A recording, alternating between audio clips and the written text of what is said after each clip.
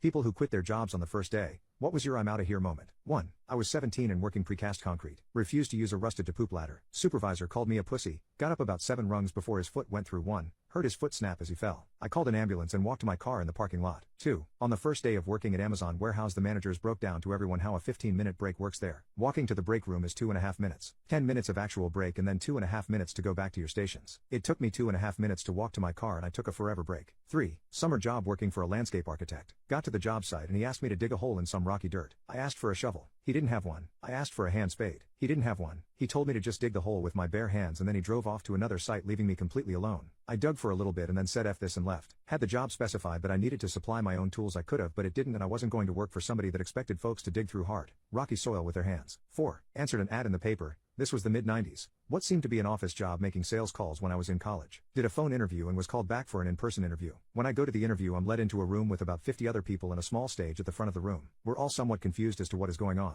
Finally, a guy gets on the stage and informs us that we've been selected for the opportunity to sell Cutco. Me and 2/3 RDS of the rest stood up and walked out. 5. A long time ago. Not long after getting my papers as a chef, I had an interview at a hotel for a position in the kitchen. The executive chef and I chatted in his office for about 20 minutes. At the time, I remember him coming off as very arrogant, which is quite common in this field. I didn't think much of it at the time as the pay was decent and the shift was what I wanted. As I was leaving his office, I turned to leave through the dining room, the way I had come in, which was closed at the time. It was another hour or so before service started, and he says to me, "No, not that way. Go through the kitchen. You're not good enough to go through the dining room." I was so surprised by what he said, I just did what he asked without a word. Later on, after I had got home, I phoned him up and said that after having a close look, I decided that his menu wasn't good enough and that I wouldn't be accepting his offer. 6. I answered an ad for a babysitting job. I was already working on a casual basis, but it was sporadic, so I thought some after-hours babysitting would be welcome extra cash. The couple were both in the military and proceeded to tell me that I would be staying in the spare room and looking after their 6-month-old child around the clock as well as doing the housework. I would have one day off every 2 weeks. They said it is cash in hand so I could sign on to the dole, unemployment benefit, to make up the rest of the money. I left on the spot. They wanted a live-in housemaid and nanny, not a babysitter, and they were not able to pay for one. Why they thought it was up to me to illegally collect the dole to subsidize them, I don't know. 7. I interviewed for a professional marketing assistant and got the job straight away. I was under the impression that I would be an assistant to the man I was interviewed by. When I showed up for my first day, the same waiting room I was in the previous day was full of people. I quickly learned that we were all hired, and that I would be a door-to-door salesperson selling some pretty useless poop. I spent my entire day inside a Starbucks applying for other jobs and went home,